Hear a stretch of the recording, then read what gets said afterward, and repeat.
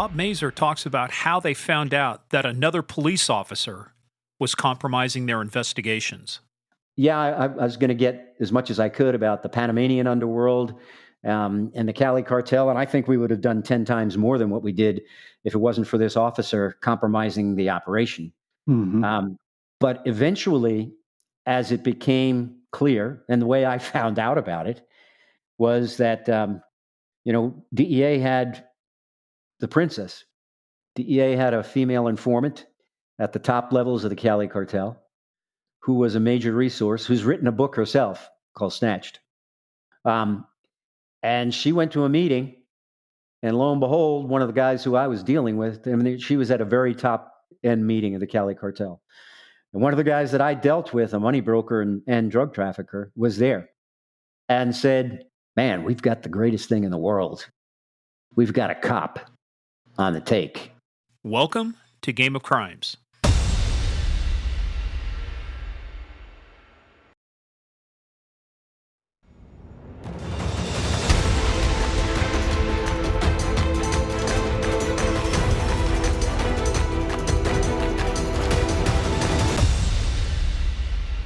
I had an advantage. Well, yeah, you were at the IRS. You had no heart. You had no soul. No. I don't mean it. It's taken me decades to understand, why did I really want to do this? But I know what it was. And what it was is just like every idealistic person who goes into law enforcement, my goal was to be a part of making a difference. I never, ever wanted to be in management. I always wanted to be as close to the bad guys and close to the street as I possibly could be. And I always wanted to be a tool that got the biggest, baddest information that I could possibly get. And what ultimately happened to me is that information became my heroin. That is what made me click. I'm dealing with Roberto Alcaino and the Infiltrator, and he gives me information about where the lab is located, what the company is that's the cover for moving it, and eventually we seize more than a ton of cocaine in a warehouse in downtown Manhattan.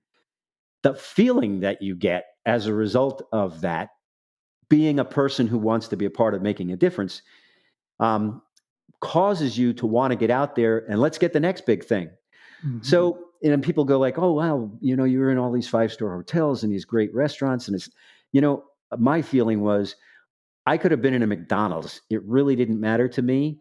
My mouth was going up and down. I was chewing food, but I had two brains going. One of them was, I got to keep convincing them I'm this guy.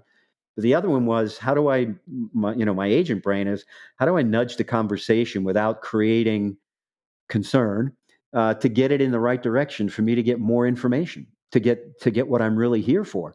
So that really, I think, helped me quite a bit. There's no doubt that there are people who lose grounding, but here's another unintended luck. My best friend in my life has been since I was 18 and she was 16, my wife. And we've been, I'm not the most perfect husband by any means, but there's nothing on this planet that means more to me than her or my kids or my other immediate family. And there's nothing in me that would ever allow me to do anything that I thought they would be ashamed of me for.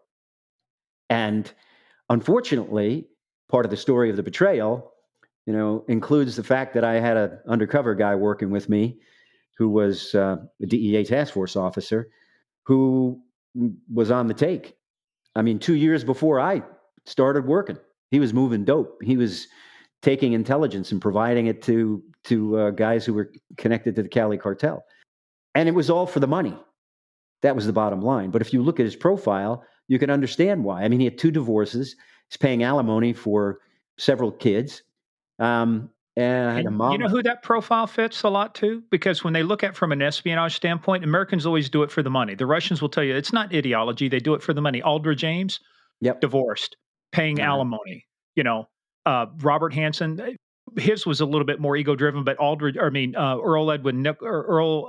Edwin Pitts, Harold James Nicholson, some of the big espionage cases, you're right, they all did it for the money. Hey, before we get too far into the betrayal, because that's your second book, let's kind of go back, circle back. Let's talk about the Infiltrator, and let's work the case that Steve is still flummoxed by today. Okay. That we're going to have and talk very slow for Steve because he's from West Virginia. And loud. Slow enough.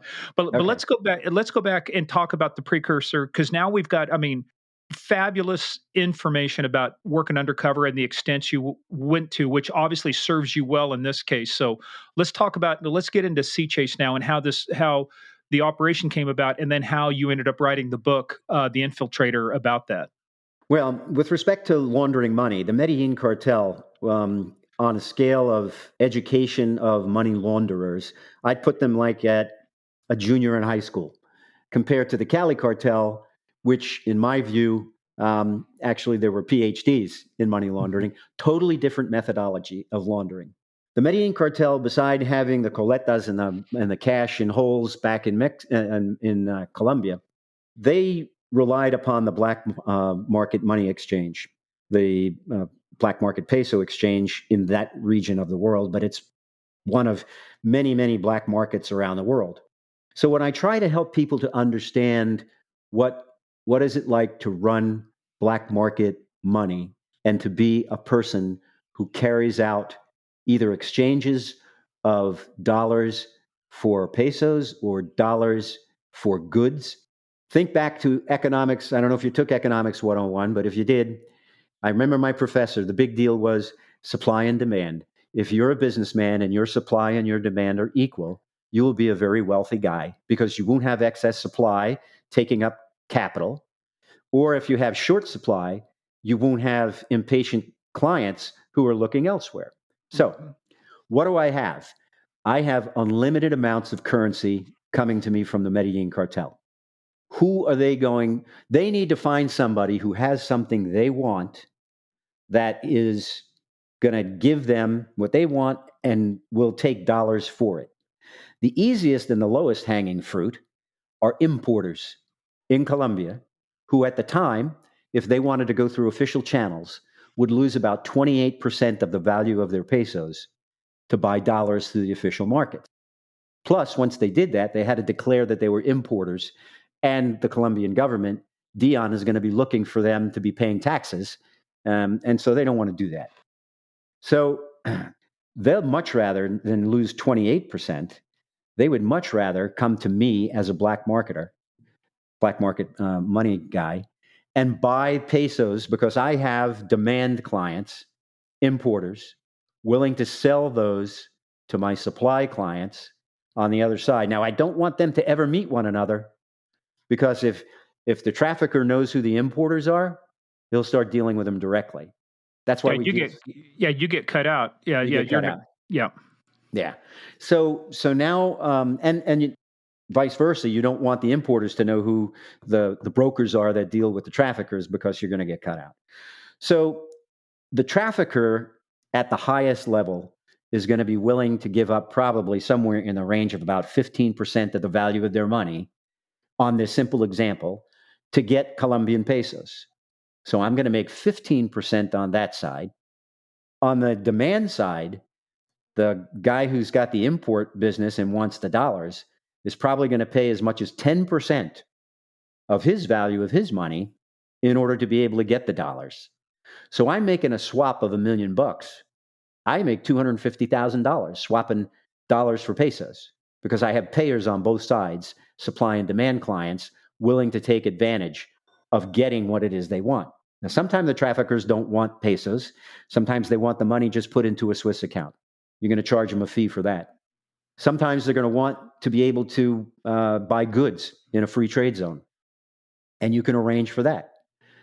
So that's kind of the simple side. Now, the question then in their minds was, well, how do you get rid of the cash?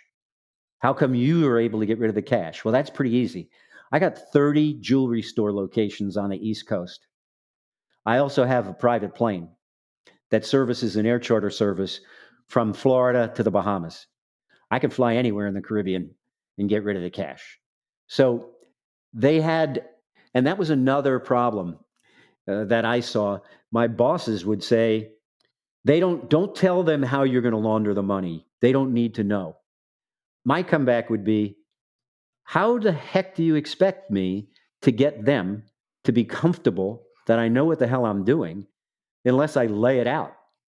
And so it goes far further than that, because after we had the cash, then into bank accounts, then it went through the BCCI money laundering system, where they took that capital, put it in Luxembourg in a CD, provided a loan in another part of the world in another offshore entity, and Hey, then and we let got that everybody money in know. Panama. Let everybody know real quick too, before we go too far in, who BCCI is and how big they were. What their role in this was. Sure. BCCI was the Bank of Credit and Commerce International, BCCI. It was the 7th largest privately held bank in the world. Where was it headquartered out of? It was headquartered out of 2 locations, Luxembourg and Grand Cayman. But naturally. But the bank itself was managed by Pakistanis. And the bank's ownership was based in Saudi Arabia.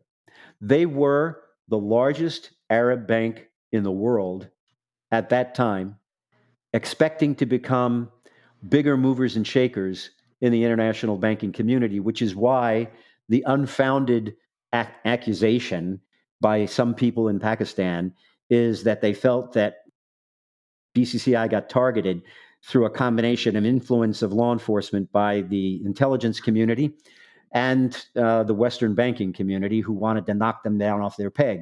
Nothing could be further from the truth. That's not the case whatsoever.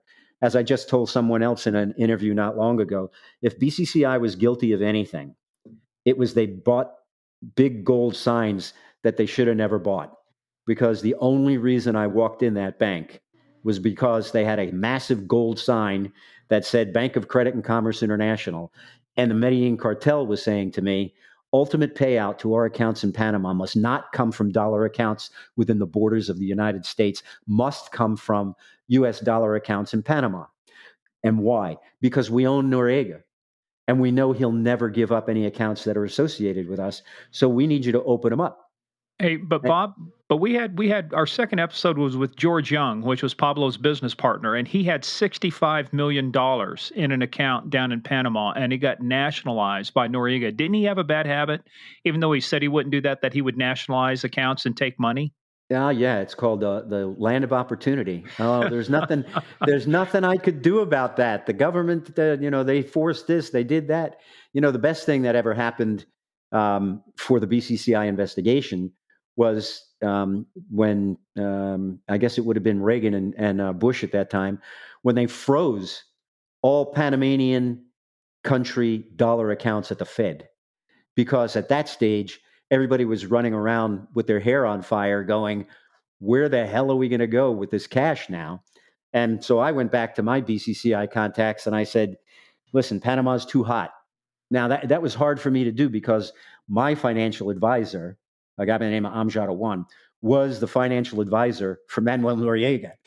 And there were times when I'd be sitting with him and he'd be on the phone with Marcella, I can't remember her last name, was the secretary for Noriega. And I'm hearing all the stories about where the money's going, passing on the information.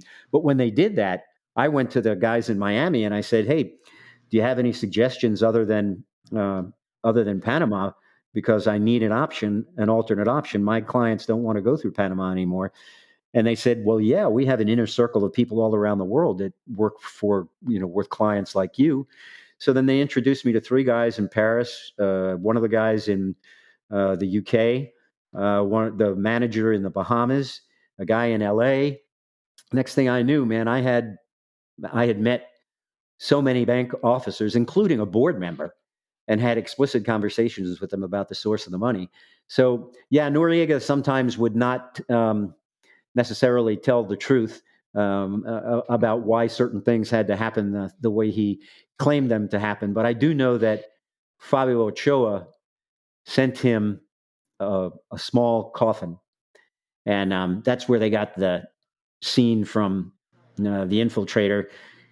They, of course, Hollywoodized it and had a coffin sent to me. But I had explained to them that I was with Roberto El Caeno, who was laughing with another guy who was pretty big in the Medellin cartel about how Fabio had just sent a a small coffin to Noriega and told him that if he lost any of his money, he'd be able to use that little coffin to have his body parts put in it. So I guess maybe George didn't have the sway that Fabio did. I don't think he did, even though he was working with Pablo. But when we say small coffin, he was a small guy anyway. Sorry, Steve, go ahead. And he's a gringo on top of everything else. That wasn't working in his favor. That didn't help him. So how let's book in this real quick too, because I want to know how far along we are. How long did Operation Sea Chase take you in terms of months and years? How long did you work that? Okay, it took about a year and a half to put together the front.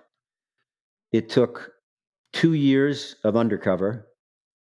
And then the most important 2 years was preparing for trial. And I knew whoever knew those tapes best was going to win the case. And so, and it's a good thing I did, because the longest trial, and we had trials around the US and we had trials in the UK, but the longest trial was in Tampa, lasted 3 months. And I got on the witness stand in the middle of March and I got off in the middle of June. I was on the stand every single court day for 3 months. 6 weeks, 6 weeks of direct and 6 weeks across.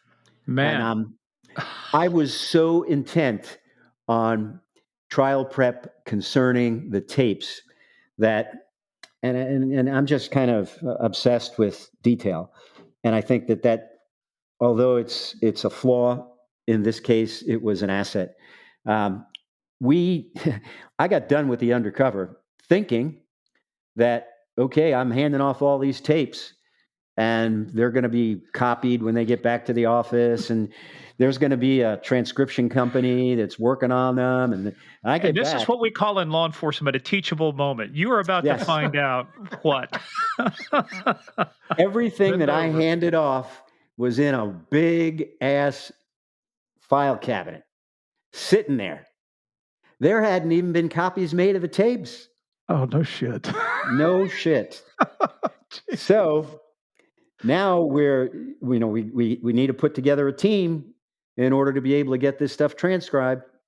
And we do.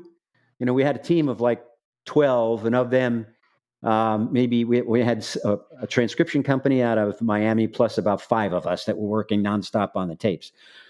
But now we're getting into the trial, and the trial starts in January, and I've finished transcribing, but I haven't really studied those tapes the way they need to be studied. So I came up with this idea, and we got a computer guy, and this is, we're talking 1990. So there's not a lot of software programs and all this other stuff that's out there. But I got this guy to basically put together a program. I took every transcript. First of all, I said to the office, listen, and I had allegedly had a contract on my life. So we had a couple of witnesses and we had an intercept. How much was yours worth? $500,000. See, so, Steve? Steve was only worth $350K to Pablo. Here we are, Pops. How big was your seizure? I don't know. How big was the bounty on your head? $500,000. Mine was $1 million. It's not a comfortable feeling, is it, Bob? No, it's not. And what the family goes through on that. And here was Customs' answer to that. Oh, we're gonna have 2 6-man teams, 12 hours each, at your home. And they're going to be there with machine guns and shotguns. I said, it ain't happening, man. My wife and my kids are waiting for me to come home. And and I know, you'll have that detail there for 30 days at most. Mm-hmm. You're going to come back and you're going to go, we cannot substantiate whether or not there is, in fact, a contract. And then you're going to leave. And my kids are going to start having nightmares about that agent that sat there with the machine gun waiting for the bad guy to pop through the window. I said, it ain't happening. I said, you know what? I made a false ID, and they knew it because I'd coordinated with headquarters. I made a false ID during the course of the undercover operation because I knew damn well these people were going to be very pissed. And they let me use that, and they funded. We sold our house. We had a rental that was in the outskirts. I had to be accessible, so I couldn't move to the other side of the country. Because there was no Zoom. If there'd been Zoom and that kind of stuff would be a different story, but there wasn't. So now I've got an hour and a half commute, which for Miami, that's not a big deal. But for Tampa, that's like you must live out in the super outskirts. So anyway, I said, listen, that's 3 hours in a car. I got probably 3 months before I'm going to testify.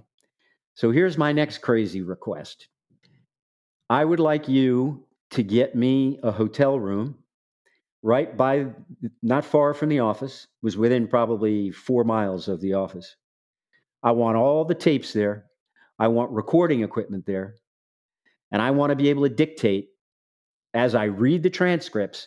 I made this Ouija board up that had like 40 categories. They were all trial-based categories. One might be, what was said about Noriega. One might be, conversations about the source of the funds. One might be tax conspiracy. One might be something else. It's kind of like a keyword guide. Keyword guide. So then I would read the transcript, maybe the first 3 pages. And then I would say, while I'm recording it, categories 1, 5, and 40. Then I'd read the next 10 pages, categories 7, 9, and 8. Now, I'm summarizing what those pages mean. They had the pages, what it summarized to say, what categories were involved. And then when we were done, I had them print out a category printout. So when the guy says to me, when the defense attorney says to me, you never told my client that the source of these funds was drug proceeds, did you? Your Honor, may I refer to, I did. And Your Honor, may I refer to my notes? Yeah, sure. Okay. Yeah. On this day, this day, this day, and this day, these are the passages, blah, blah, blah, blah, blah. Another thing that they tried to do to me during the trial was to do what you've brought up, the topic of role reversal. Now, you can only do what you can do as you read. I don't recommend this for any undercover.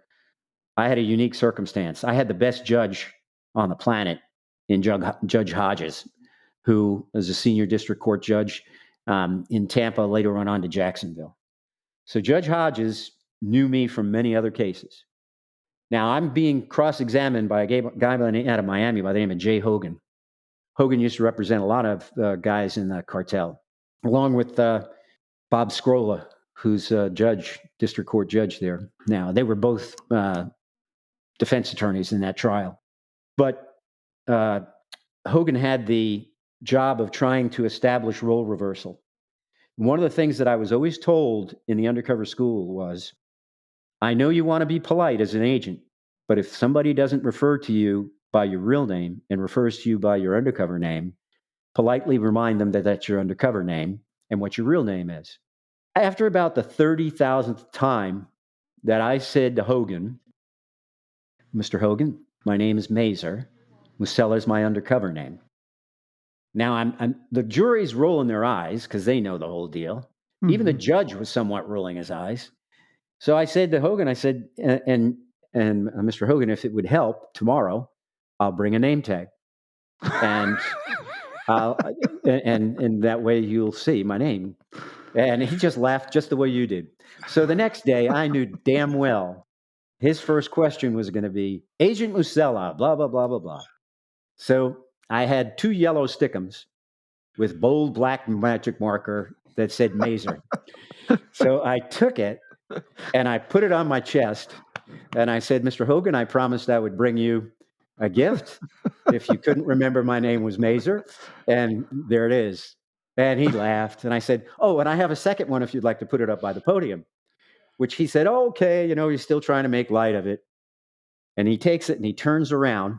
And as he's walking back to the podium, I could have gotten put in a lockup for this, but I said, and we all know my name is Mazur. And he turned around screaming, pointing his finger at me, demanding a mistrial and all this other stuff. And you could hear a pin drop because everybody in that room knew he knew my real name. And he had done it for this bogus effort to try to suggest that I thought I was somebody other than who I was saying I was.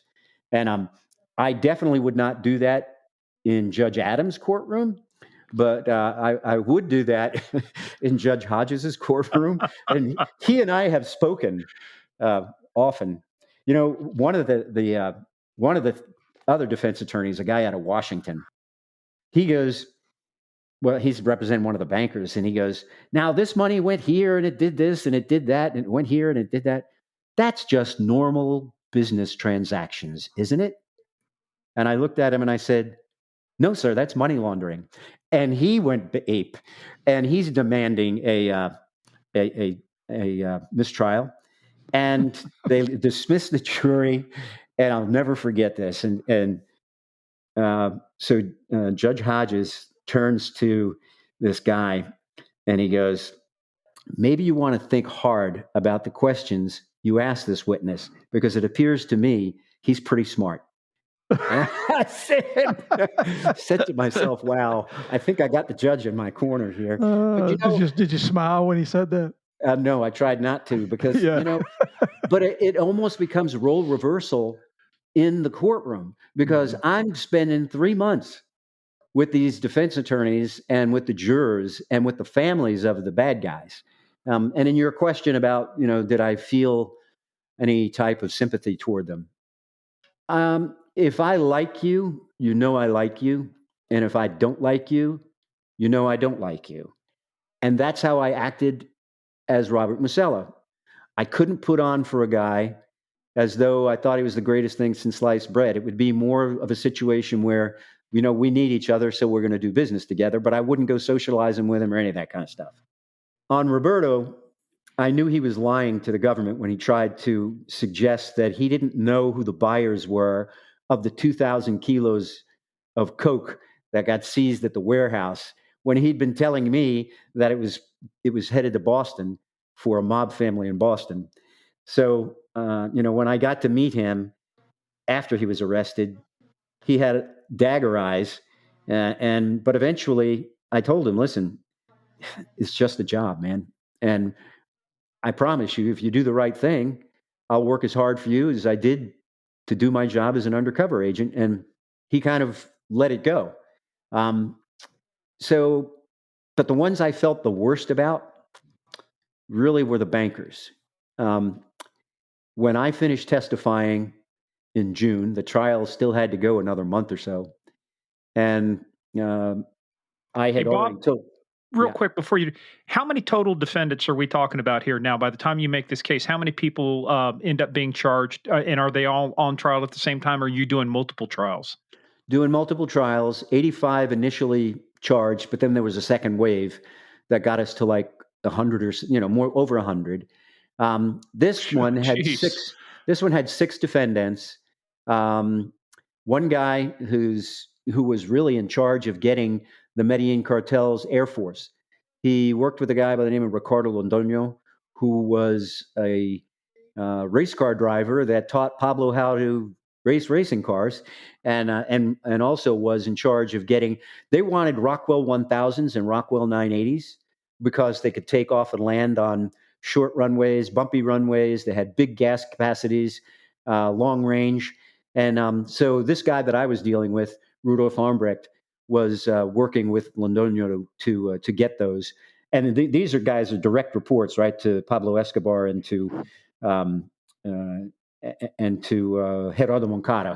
Gerardo Moncada and Fernando Galeano were my two main clients in the Infiltrator thing. And then the others were bankers who were in that. All of the others were bankers. Roberto had pled guilty, otherwise he would have been in there as well. But so now we're gone. I told him, my family and I, we got to heal, man. So I rented a motorhome for a month, and we went to the Smoky Mountains. And I said, don't bother calling my cell. I'll take this pager. I don't know it's going to work in the Smokies, but it has a call-in number. So I promise you, I'll call in periodically and see if there's something you need from me. So I called in, and the first message from them was, Bob, I hate to tell you this, but we may have a mistrial. One of the jurors had Rudy's phone book, and it had Gerardo Moncada's phone numbers in it. And the juror takes the damn phone book home, or the numbers from the phone book, and calls the numbers. And he calls asking for Geraldo Moncada. I guess he wanted to pressure test the evidence. And he comes back the next day and tells the other jurors. And one of the ladies on the jury, her husband was a cop. And he said, you got to tell the judge that this happened. That juror is not supposed to do this. So thank God the judge, for the first time ever in the 11th Circuit, was able to dismiss that juror. The alternates had already been dismissed, and he allowed the verdict to be rendered by 11 instead of 12. Wow. Yep. And of course, they tried to appeal that. Well, there are certain conditions under which. Really? Yeah, there are certain conditions under which that can be done, and it's U.S. versus Amjad. So go to Pacer, and you'll find all the appeals. But you know, the defense attorney's going, it's the one they dismissed. That was going to be the person who voted not guilty. We would have had a hung jury. You've just denied my client their due process, their day in court. You know, blah blah blah. Yeah, well, the media showed up at this guy's house trying to knock on the door, and when they did the TV broadcast about this, they said, well, we tried to reach Mr. So-and-so, but according to a family member, he's taken a trip to Las Vegas. And I'm thinking to myself, how much of that was a setup and how much of that was just an accident? Yeah. And remind everybody who Moncada and Galeano are. Yeah. Well, Fernando Galeano and Geraldo Moncada were Pablo Escobar's principal route managers during the last stages or so of his rule of the Medellin cartel. Now, this is going back to 86 to 88. Not too many people knew who Geraldo Moncada and Fernando Galeano were back in that time frame. But we're feeding them this information about this stuff, and it's not clicking. But they were very, very big. And what happened to them? Well, they had this little problem that occurred. This brought you in on stage when it sure did. When unfortunately for them, there was this coleta that was found in one of the properties. Galeano and Moncada were pretty close. Yeah. Although Moncada had an engineering degree, he had fronts of businesses. Galeano kind of ran from the seat of his pants and didn't really have a lot of that stuff. But they found this coleta with, I think, $20 million in it. And 23. Yeah. So unfortunately for him, I guess Pablo thought that was money that they had evaded from the war taxes, and decided that he needed to make an example of them for their lack of loyalty. And then I've heard different stories from different people about exactly how they did it. But the one person I've heard directly from may be wrong, because I think it was portrayed a little differently in Narcos. But at some stage, I know they were hung by their feet, or at least I was told they were hung by their feet, and they used blowtorches to melt their skin for a while. Well, but eventually they chopped them up, and I think they became ash, and I'm not so sure anybody's ever found them. And then he went after all, and he went for siblings, he went for all their associates, and began the internal cleansing.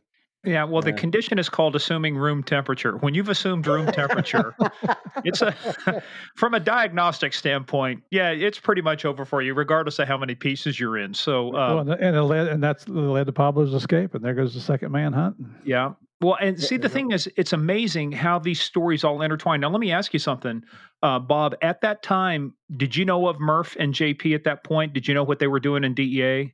Or, wow. No. And, and this happens in all agencies, and I'm not, saying it all boils down to individuals.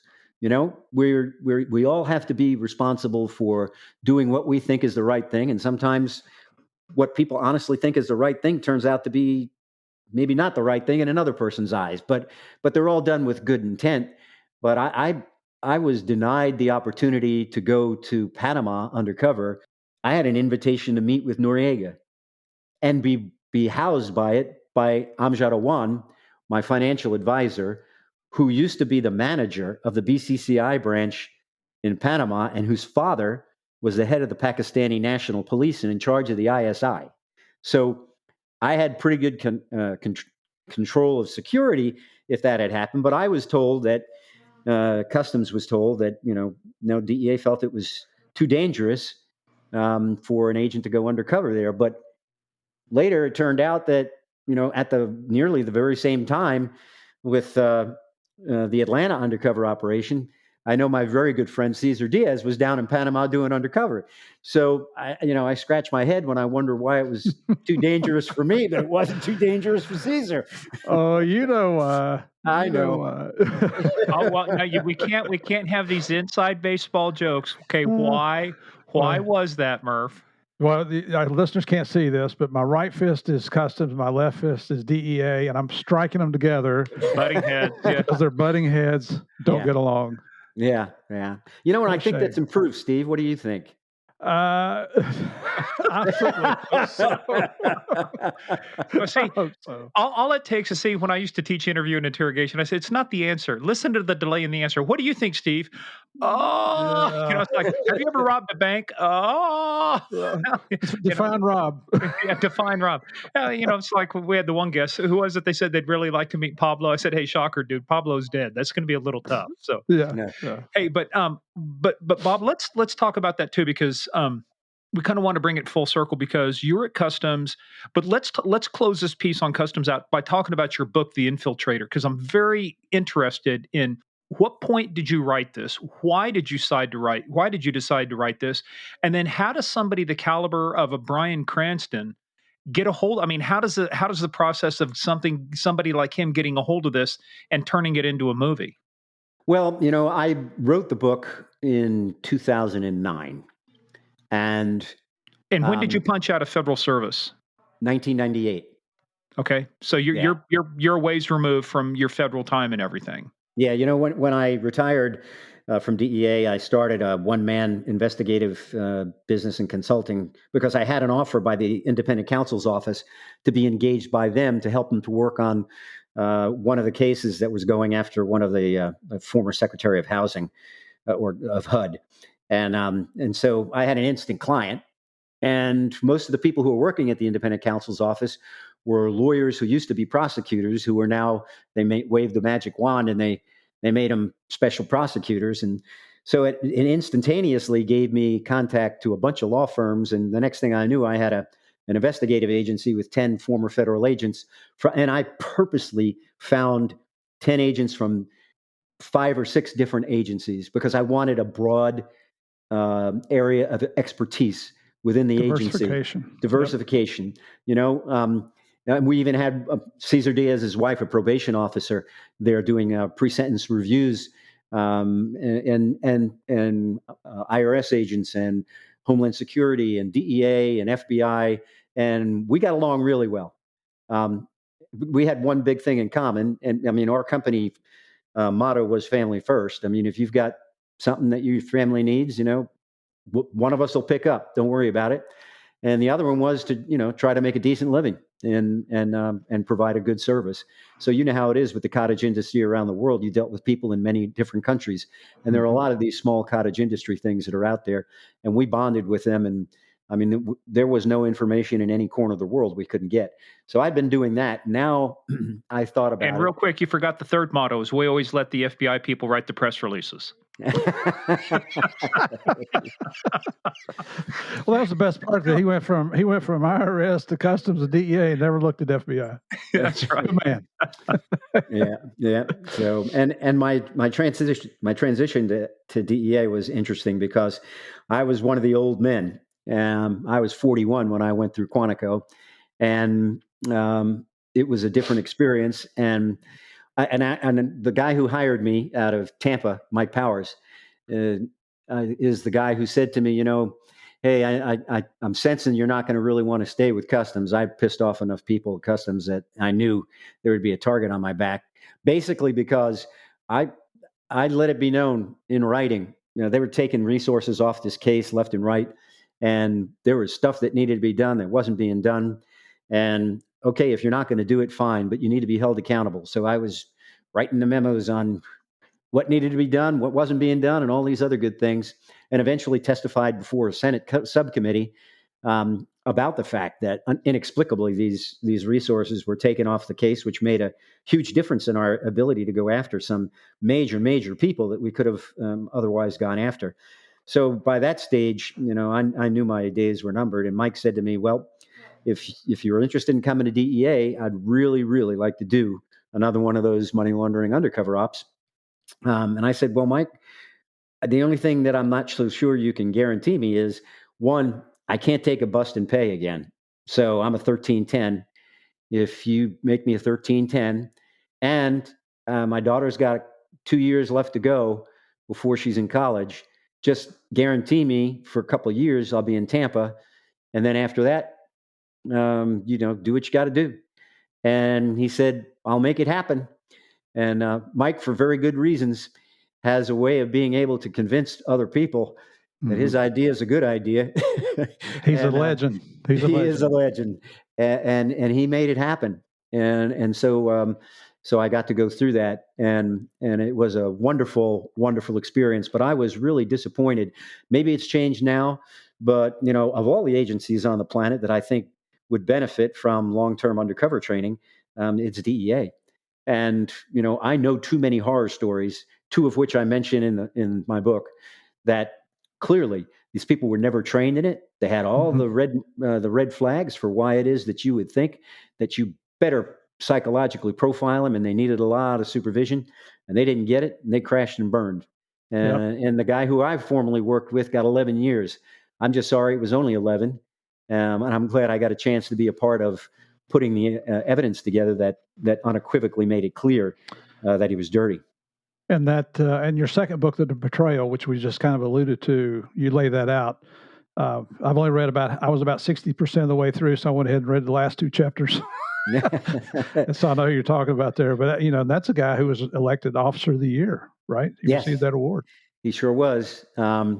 Officer of the Year, and considered a rock star in some eyes within DEA. But it was mismanagement of informants. Mismanagement of informants. That was it.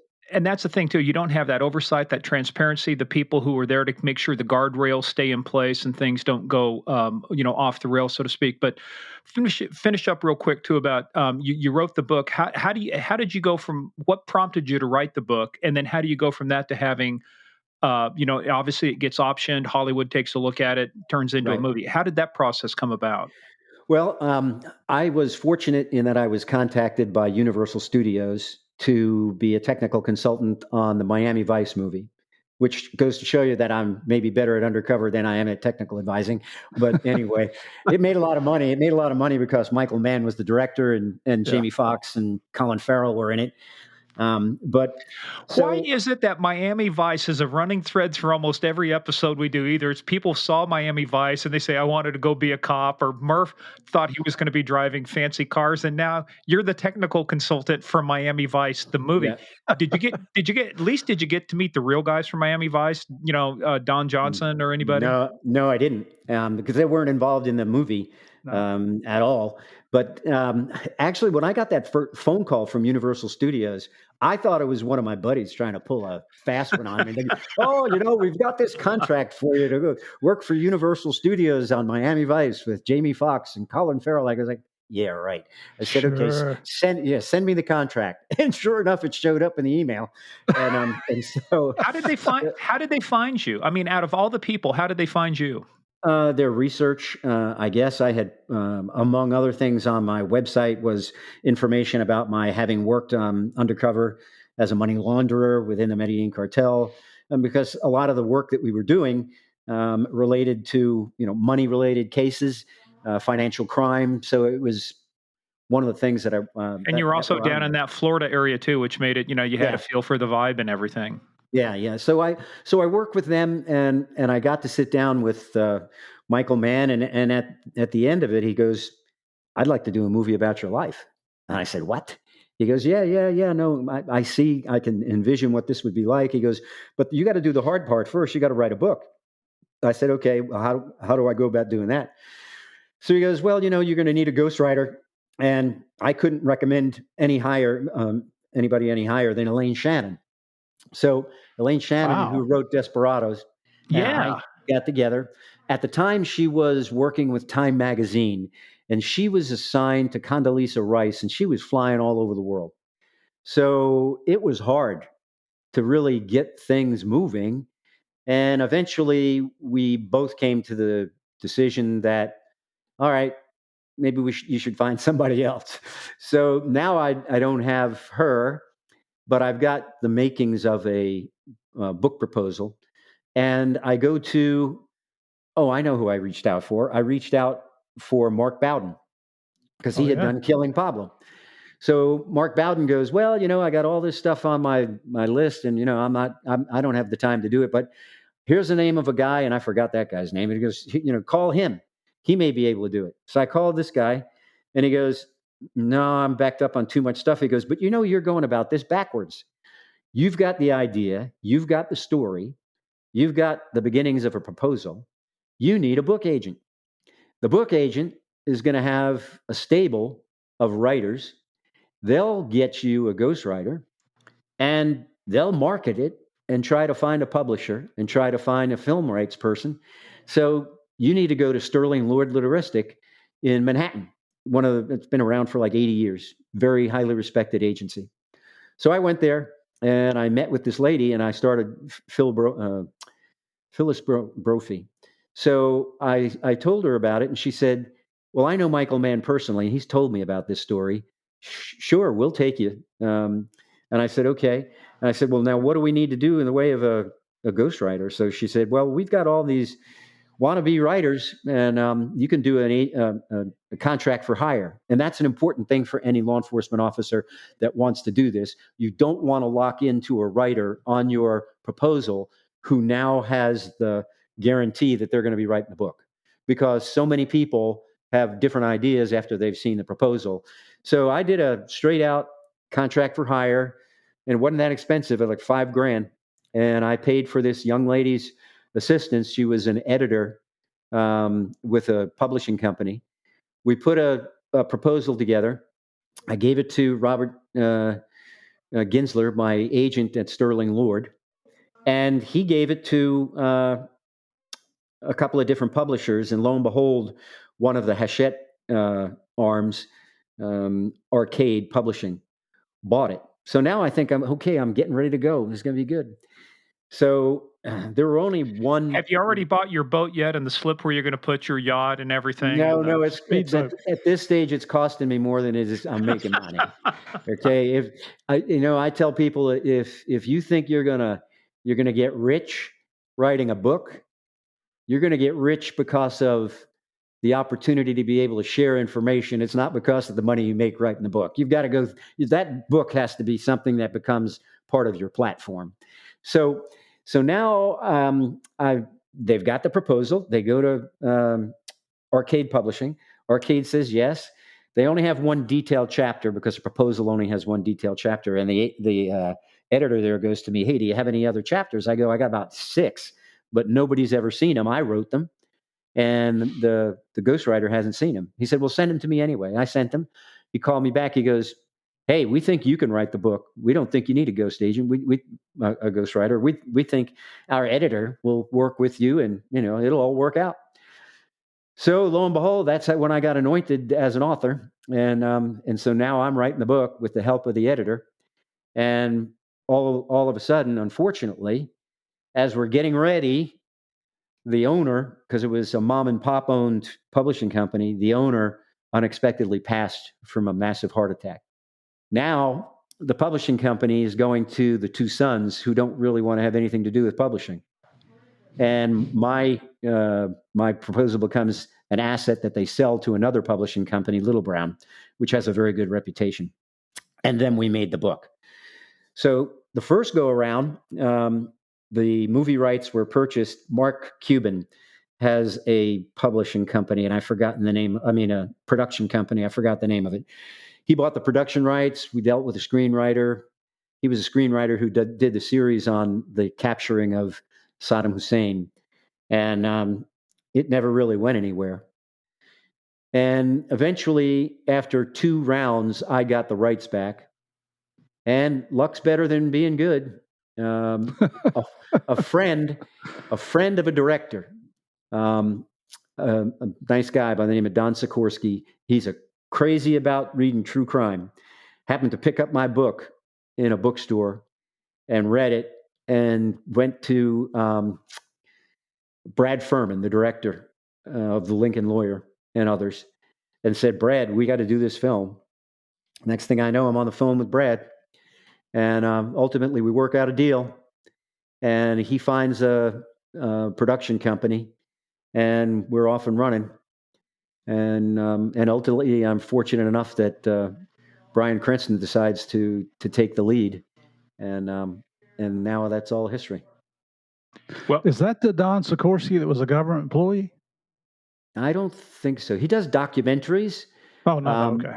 Yeah, he does documentaries. Hey, I know that you've had the chance to talk with Bryan too before, because you've been working. He kind of, I think you said too, was the inspiration for wanting to do this second book. Did you get a chance to talk to Bryan before he took the role? In other words, did you have any vote or did you have any influence on who got the role? No. One thing you learn is that when you sign the rights over, you sign them over. You sign the rights over. Now they're going to give you all this Hollywood talk about, we really care about what. Wait a minute, thinking. This sounds familiar. You're my brother. I'll die for you. They give you a little gift too, right, and make you feel good. Yeah. But believe me, there were many, many, many, many, many things that I just felt were so off the charts that But I've also heard people who said, "You're lucky. I never even got a chance to talk to them, let alone get to talk to the actors." And one of the reasons for that, in my view, this was an independently financed film, so we're not talking about a huge budget. I think it was like $27 million. So now the production company looks at me, and they know that I'm the kind of guy who's going to say, man, that's not really the way it happened, this, that, and the other thing. So they don't want me on set all that much, but the director wants me there all the time. So tug of war on that. But eventually I did get to share some things that I think really I'm very happy are in the film. One of which is there's a scene near the end where Bryan Cranston is in this wedding hall where he's about to get married, and in walks Benjamin Bratt, who's playing the role of Roberto El Caino. And they had some kind of a line in there about that they had him saying something. And I said, Bryan, that's probably one of the last things I'd have said to Roberto if he came in. He said, really? What was it? And now we're like 5 minutes from the shoot. He goes, what would you have said? And I said, well, what I would have said was, I'm so happy to see you, but there's a part of me that wishes you weren't here. And he goes, damn, we're going to use that for sure. and then he used that line in the film. So, I mean, some of the things, they used, and some of the things, there was no way to move them on it. Yeah. But I'm very proud of that team. I think that, it could have been a lot different outcome. It could have been a lot worse. And I am extraordinarily proud that a man who's so down to earth and so considerate, like Bryan Cranston, spent the time with me, days with me, cared a lot about what my wife thought, cared a lot about what my kids thought, and did his very best, not to portray me, but to portray the typical public servant who wants to do the right thing, that many thousands of our colleagues, wear that same skin. And he just wanted to get it right about why we do what we do. Good for him. And I truly, I consider him a friend. I'm sure when he sees my phone number come up, it's like, oh shit, again. What do you want now? It's kind of like when I call you. Oh shit, what's Murph want now? No. I say the same thing too, except I just put Murph's number. I send his directly to voicemail. Just like I don't. I take his calls, please. Don't everybody think that. Hey, but that's so interesting too, because it's not that he came out of nowhere, but I mean his role in Breaking Bad, it was so interesting because you look at the Infiltrator, on the one hand, he's a really good guy doing this stuff. And then I see him in the next breath being Walter White, being such a good bad guy. That's the good mark of an actor, is they make you believe in the role, He's fantastic. Were you disappointed that Brian would become Walter White and would ruin the obviously stellar reputation you had in the movie The Infiltrator by becoming a meth dealer? No, and Brian likes honesty, and my wife isn't going to hold back. She watched the first episode and the last episode of Breaking Bad and said, I was an educator all my life, and I cannot bring myself to watch a portrayal of a teacher become a meth dealer. And I saw the first and last one. And so when Brian asked me, he said, oh, did you watch Breaking Bad? I said, we watched it a little because we were curious, but for two different reasons. My wife's offended that a teacher would be portrayed to do that. And I said, Brian, the other one was when I saw you in those tighty whities, that was it for me. That was it for me, man. Come on, just at least boxers. Do boxers, man. Tighty whities. Oh, this is going downhill very quickly.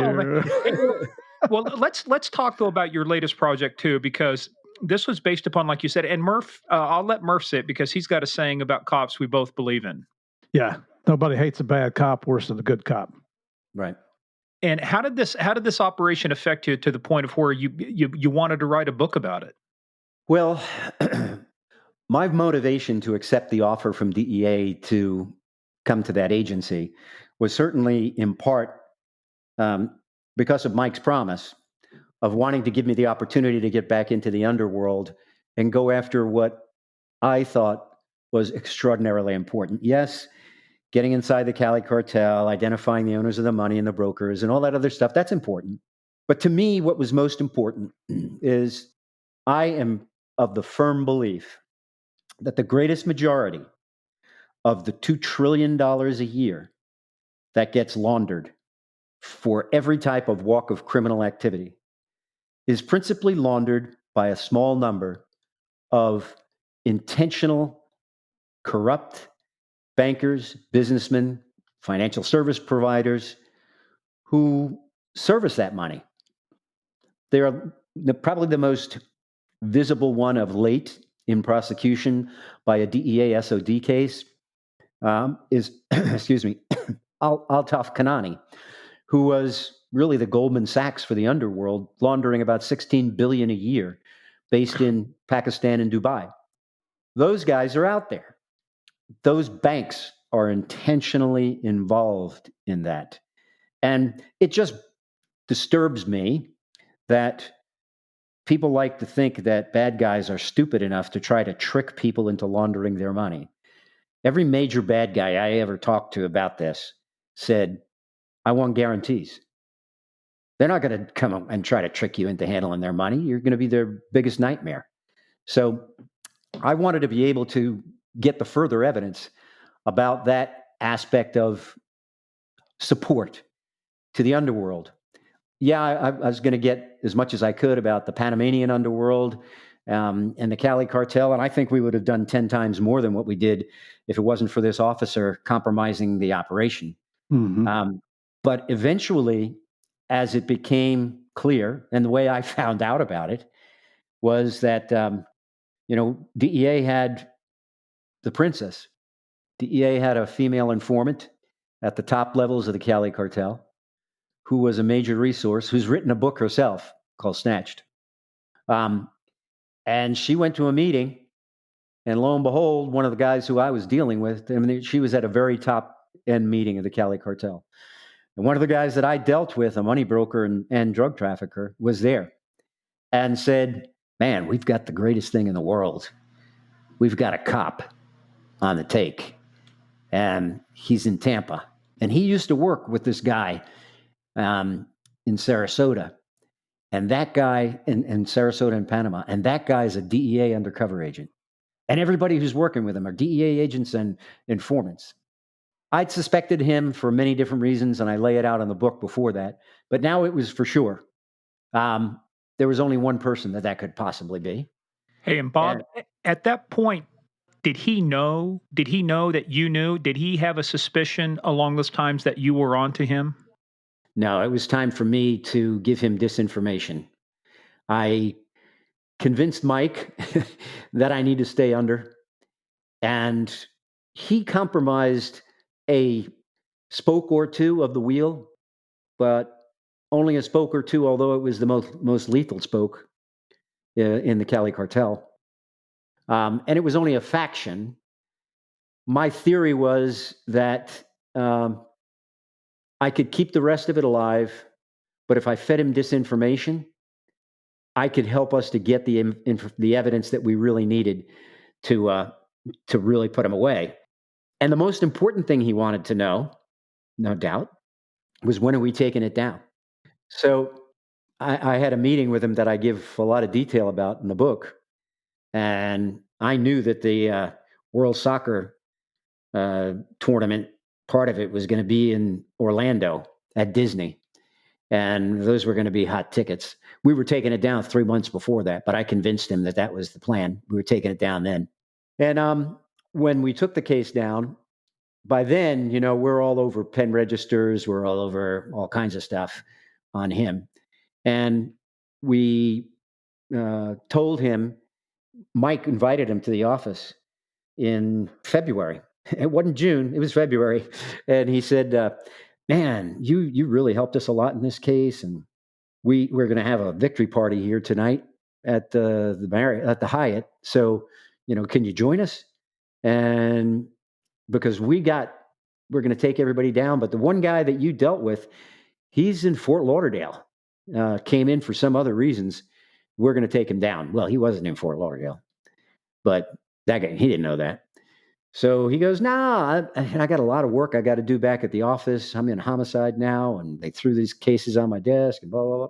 He gets in the car, and we've got the chopper with the gyro. We've got a plane up. We got all kinds of air surveillance. He goes to payphone, eventually meets with one of his informants. And at that meeting, the informant goes, they're probably outside, because they had no reason to tell you why this was going on the way that it did. But we really didn't have enough, Officer of the Year. So we eventually flipped one of the informants that had gone bad with him and got him to record. And guy was smart, man. He'd get in the car, he'd turn up a talk radio show, blast in a talk radio show, cup his hand over the guy's ear, whisper what was going on. And the last time we tried it, we put the mic in the lapel, the lapel, the left lapel of the informant, like right under his ear. And he got in the passenger seat. This guy cupped his hand over it, and he didn't know it, but he was talking right into the mic. And we had the whole thing on tape. And then we took it down and we did the search warrant. And I wrote the search warrant.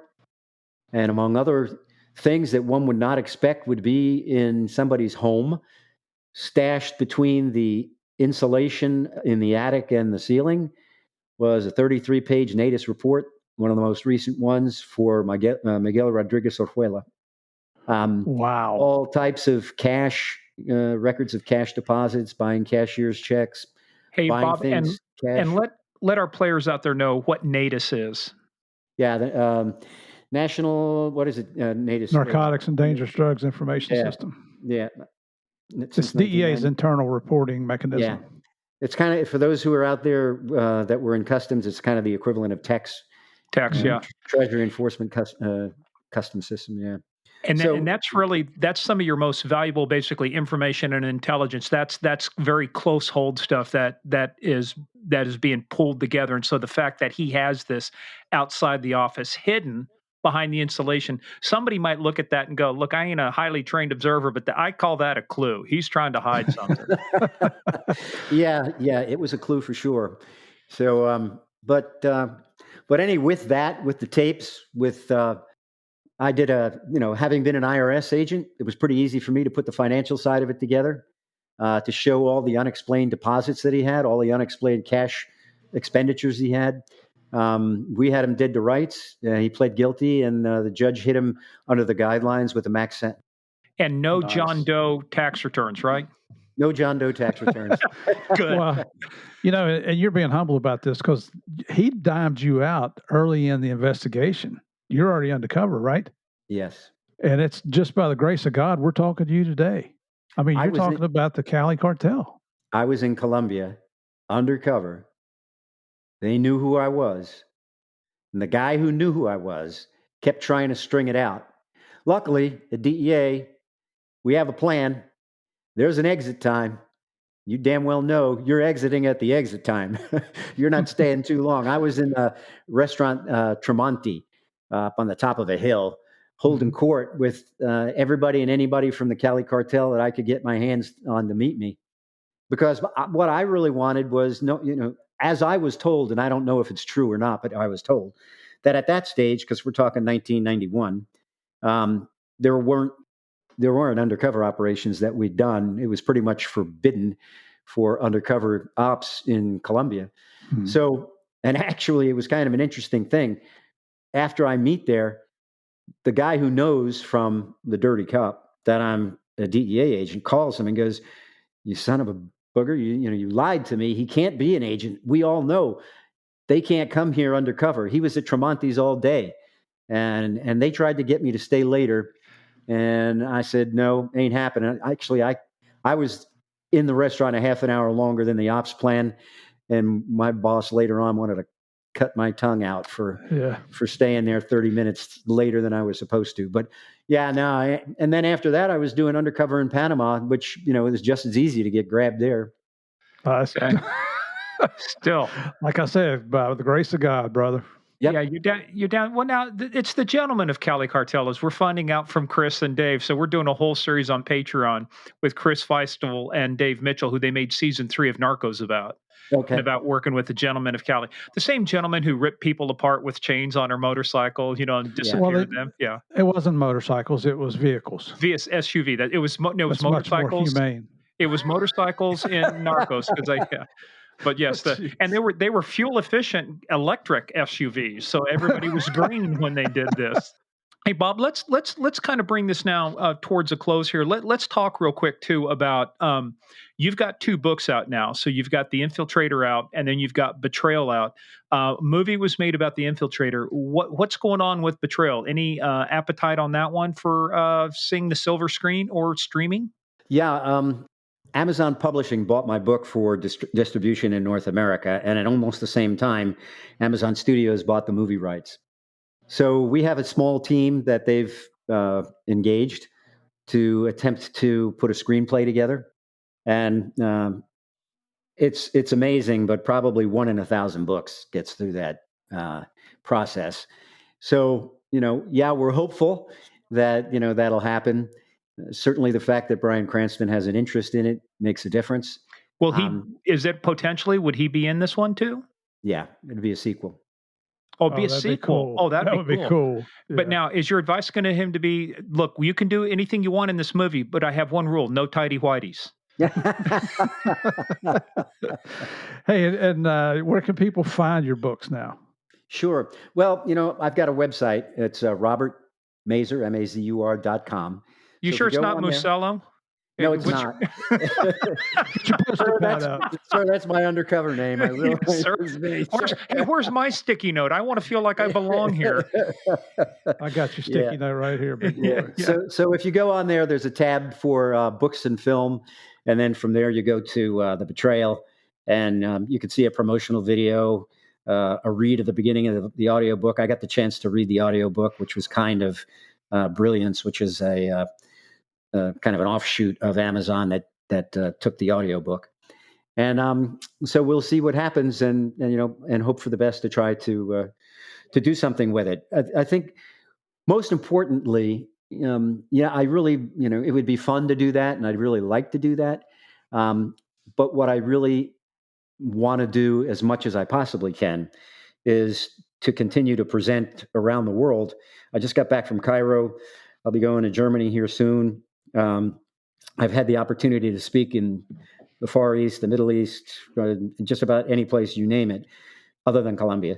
And so I really want to get my story out there to the private sector and to the public sector about what I believe is the things that we can be doing and should be doing that we're not doing in order to do a more effective job on this effort to stop the poison of drug consumption, illegal drug consumption around the world. I wrote a white paper in 2019, and on my website, you can find the publications page that has on one side articles about me and one side articles by me.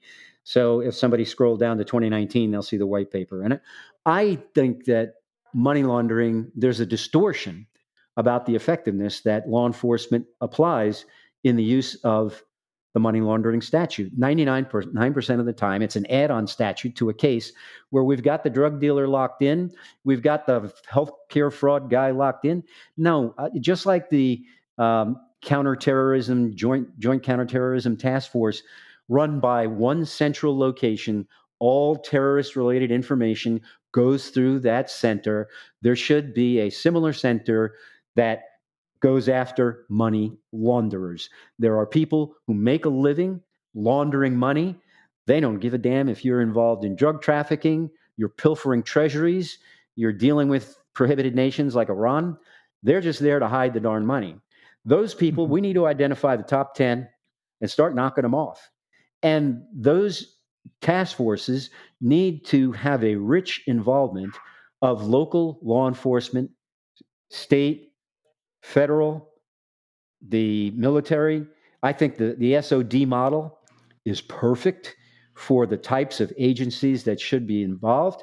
Hey, for that matter, I'd love to see it to be a branch of SOD that only had the responsibility of going after money laundering. But you've got to centralize this. And then you've got to get cooperation from different nations to do it. So, I really feel that that's the best way that we can go after money launderers and scare the hell out of the people that might otherwise want to do that. There's a lot of money. $2 trillion can get a lot of good people to do a lot of bad things. Wow. So, for all our listeners out there, if you're looking for speakers, I've heard Bob do his presentation in San Diego. Obviously, you can tell he's well educated, very well spoken here. You've got his email address now. We're going to post his books on our sites here. Reach out to this guy. He's talking about going to Cairo. We're going to Pennsylvania tomorrow. Same thing. Well, and you may be going to Garden City, Kansas too, Murph. Talk about highfalutin there. Well, when I get the opportunity to share time with law enforcement, besides sharing ideas about how you identify and prosecute money laundering cases, I also focus on the techniques that one should consider using to enhance rapport and communication. But then also, I have a block strictly on defense tactics, attempting to convince juries that undercover techniques go over the line and that agents go over the line. Because there are ways in which it doesn't matter what kind of case that's there, what evidence is there. They have their formula for how they try to attack undercover operations. And it's really important for you to know what that formula is before you start making a case, so you prevent innocently making some of those or having some of those flaws. Forward thinking and being prepared. There you go. Yeah. I'm shocked. Why would we do that? Why aren't we just pulling this out of our ass and just John Wayning it like the good old days, huh? That's what Miami Vice did. That's what they. Of course, they also had a script and a budget, and the end was never in doubt because you were the writer. You could control this. Hey, Bob, let me ask you this. Final thoughts. You've done a lot of things. You've been in a lot of roles.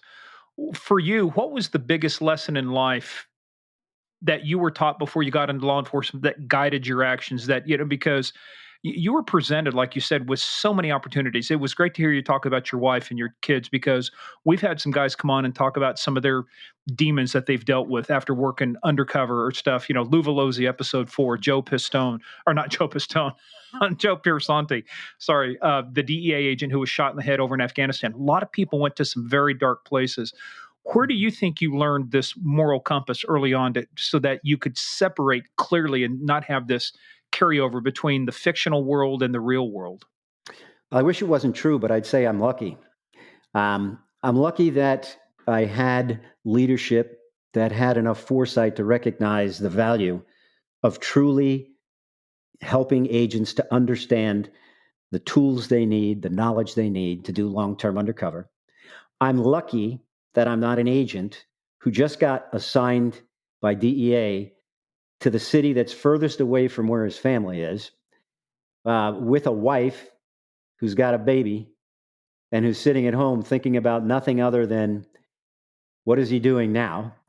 My wife was an educator, completely dedicated to her first grade class, a mentor for a lot of those kids, who was devoted to doing that and devoted to raising our kids.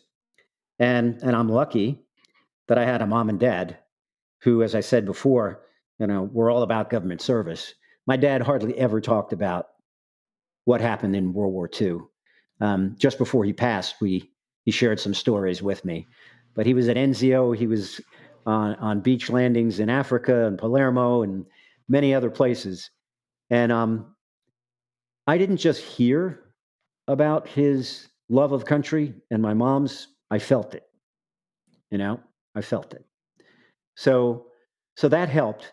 But did I stumble? Yeah, hell yeah, I stumbled. We're all going to stumble. Nobody's perfect, and you know what? We're all going to make mistakes.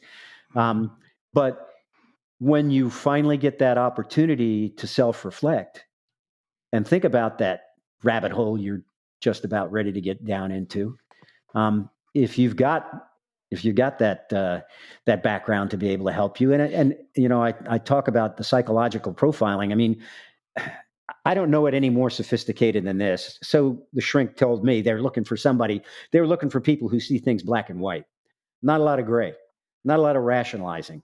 You know what's right. You know what's wrong. And if you're going to be starting to rationalize certain things of, socializing with informants, and that's the slippery slope. It's the beginning of the slippery slope. Yep. And, and I had great teachers, when I started as an agent, and I don't know that they do that this much anymore. They stuck me with the oldest, grumpiest, most talented agent that was in the office. And I got him his damn coffee and everything else that he wanted. And I didn't care, because I knew that if I watched him and I stayed with him, I was going to learn a hell of a lot. And I did. And I didn't have to worry about having a test of, a supervisory review that I had with 6 months on the job, that I had X number of informants and I did X numbers of this and X numbers of that. You got to walk before you can run. And I really think that if we invest heavily in the training, not just with training, but we invest to help people to understand about the job before we expect them to do certain portions of the job, that, throwing somebody in the deep end of the pool isn't always the right answer, to things. And, my hat off to them. There are agents out there, men and women, you can throw them in the deep end and they're going to pop right up, and they don't need it. But even if there's only one that we save by doing things through the fundamentals, it's worth doing. It's worth doing. Yeah, and those are the exception, not the rule. There are a lot of good people out there, but you cannot on a regular basis throw people into the deep end and say, well, we'll just pick the survivors. It doesn't work that way. You get a lot of good people that if they're just taught the skills, if they're taught how to do things, they will become fantastic agents. They will become fantastic detectives. They will become fantastic, analysts. But I agree with you. I think the training is one of the most underserved things we've looked at in law enforcement. We think, oh, you've been through the academy. That's good. It's like, no, just like you would do firearms training. Where's our training psychologically? Where's our training ethically? Where's our training, analytically? Where's our ability to do critical thinking? I think we've got to, if we really want to, for these folks who say, let's reimagine policing. Yeah, let's reimagine it in a place to where you invested in one of the most important things that a society does, which is the protection of life and property. There are very few things that are more important than the protection of life and property. And are we funding it to the extent that we can to the extent we consider how important it is to us? And I think there's a huge difference. It's like with teachers, we don't fund teachers near enough, but yet we entrust them with teaching our kids, to be with them, 8 hours a day or whatever. So I think society, to your point, has to start making some value judgments to say what's really important and what do we want, and are we funding it correctly to get the results that we're looking for? Yeah, and one of the most rewarding blocks that I deliver, rewarding for me, is managing informants. I put a block together that's, generally it's either an hour and a half to 2 hours, but so many things are taken for granted by officers when it comes to building relationships with informants. And I not only pick on the officer who is the unfortunate negative star in the betrayal, but I go into other cases like the Whitey Bulger case and many other cases that the core of the whole embarrassment to the agency and the imprisonment of the officer came about because of the mismanagement of the informant, not continually recognizing that, okay, you're going to make them think that maybe the relationship is different, but you've got to treat them like a snake, keep them firm at the neck, and you can never, ever take anything for second granted. You just can't. You absolutely have to recognize that they are lethal. Between informants, cars, and a few other things, informants is way up there, on things that have caused the unfortunate end and embarrassment in the life of law enforcement officers. Right. And for male officers, it's usually women too. Women informants and fast cars has been the downfall of many male cops. And money. Money. Yeah. If you want a good class on that too, we just did episode 35. It was Rich Mraz. He was the captain out at Rampart when the whole Rampart scandal went through. He's got, just like you hit, Bob, lessons in leadership, things that they need to learn when you look back on it. And I think just fantastic stuff. Well, look, this is something we could talk about for a long time, but we've kept you to the allotted time and a little past we talked about. But hey, folks can't see this, but this is me saluting you, saying thank you for doing a tremendous job. I mean, it's an honor to speak to people like you, because what's the really great thing about it is to hear not just the story, but the conviction in your voice that you say the same thing. I just wanted to serve. I just wanted to make a difference. No, you're not doing it for the money. If you'd done it for the money, you would have figured out how to launder all that money for Noriega yourself, and you'd still be in Panama somewhere filing your John Doe tax returns. Oh, he would have gone to be a CPA. Hey, Bob, it's been, and I just want to echo what Morgan said here. It's been an honor to have you on here. I'm glad that things are working out for you in retirement. It doesn't for everybody. Fantastic, but a lot of that has to do with your own personality and recognizing opportunities when they present themselves. So having you come on here and talk about your books, your unbelievable career. I've already said it 2 or 3 times, but just by the grace of God, we're glad to have you on the show, brother, because there's a lot of reasons you shouldn't even be here with us too. Yeah, well, God bless the wife and the family. I'm not going to mention her name here on the show, but it takes that strong support structure at home to live that undercover life and then to stick with you after all these years. So what an honor, brother. Can't wait to see you again at the next function. Well, thanks a lot. And thank you guys for your service. Very much so. It makes I was just a trooper. I was just a trooper, according to Murph. I didn't really do much. So, but he did write tickets and work recs. Well, and I was a detective too. Let's not forget that. Yeah, he escorted cows off the highway. Okay, yeah. Sorry, I forgot that. They were very important cows. You know who these cows belong to, pal? I got important people. Hey, look, let's do this. You guys hang tight. Everybody else, you saw this is going to be a great episode, but you guys all stay tuned for the debrief.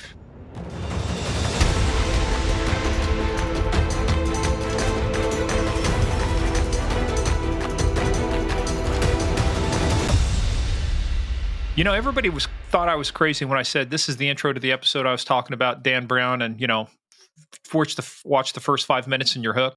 Mm-hmm. His story is like, it's just amazing that this guy, with all of the stuff he's done, and then for Hollywood not to come to him once, but come to him twice over books he's written. I mean, that's like winning the lottery twice. By the way, if you win the lottery and you don't want to report your earnings, just make sure, as we found out from Bob, just file a John Doe tax return. That is the biggest takeaway I got from this. If I'm going to go out and start selling stuff that's illegal, who knows? As long as I file my John Doe tax return, I'm good. Yeah, I'm pretty sure Trish would kick your butt if you try to do that. She gets you straightened right out, just like Connie would. But what an interview. Can you believe? Talk about long-term undercover. I did some UC work, but it was very, very short term. It was a meeting here, a meeting there, and it might carry on for, several months. But we're talking, 30-minute to 2-hour meetings, and that was it. Here's a guy that went under deep cover for, years at a time to really infiltrate these people, went to Colombia, which back then, UCs weren't allowed to come into Colombia because of the danger factor, and he went down there. I've met Bob. I've met his wife. Great people. He doesn't come across as an imposing guy. He just looks like a normal guy. But, man, it takes some stones to do what he did. Stones of steel, baby. Like buns of steel and stones of steel. So, I mean, it does. And, it makes you proud to know people like this, because he said he never wanted to be a supervisor, never wanted to move up. He loved doing what he was doing. And if you've heard a common theme out of any of these episodes, it's that so many of these people, the only thing they want to do is serve their country, serve their community. They want to do good. And Bob, you sure as heck did good. I mean, you did good no matter where you worked at, but taking down these guys, because it is. You guys were going after Pablo, and like we're talking with Chris Feistel and Dave Matthews, going after the Cali cartel. But at the end of the day, it takes drugs and money.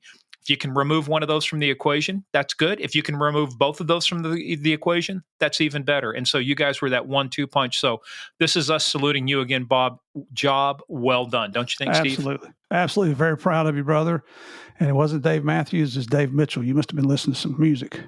Well, it is Dave Matthews now. He's going to have to change his name, because once I put it out there, that's Dave Matthews. I can't believe I said that. All right. You know how big he is. I don't know. You'd be the one to tell him that. I'm not going to tell him that. Well, he's the KY Colonel, and you're going to have to listen to patreon.com/Game of Crimes when we put out our Cali episodes if you want to know where the KY Colonel came from. So, and you got to listen to those, because I'm learning stuff I never knew about these guys. This is fantastic. I'm having a blast doing these interviews. Oh, these are good, and we're not done yet. We're up to 10. I know 11 and 12. 11 I think and 12 coming up. Yeah, we've still got some more coming up. So you guys head on over. And by the way, speaking of head on over to Apple Podcasts and Spotify. Give us those 5 stars. Let us know what you think about this stuff. But it really helps, folks. It really does. It gets the awareness out there and gets us more listeners, and it allows us to tell even more stories. Also, again, head on over to patreon.com/Game of Crimes. That's where it's happening at. Good stuff coming. Head on over to our website, gameofcrimespodcast.com. We've got Bob's books up there, The Infiltrator and The Betrayal. You got to read The Betrayal, man, if you want to see. Nobody hates a corrupt cop, a bad cop, more than a good cop. Right. And I'm glad that they nailed this guy. So well done on that one. But again, just head on over there. Tell us what you think about this stuff. Drop us a note on Twitter, the Instagram, because we are there. We're at Game of Crimes on Twitter. We're at Game of Crimes Podcast on Facebook and the Instagram. I mean, we're just all over the place. If you can't find us, you're not trying hard enough. Yeah. Just let us know. Let us know. We'll tell you how to find us. Yeah. Just tell us where to go, too. Apparently, there's several of you out there that like doing that. So some people do. All right. Well, hey, guys, we're going to bring this to a close, but stay tuned. We got more good stuff in store. We got a lot of episodes we're recording over the next few weeks. We got some great stuff. So everybody stay tuned, and thank you once again for listening to the biggest, baddest, funnest, and most dangerous game of all, which we do undercover very well, the Game of Crimes.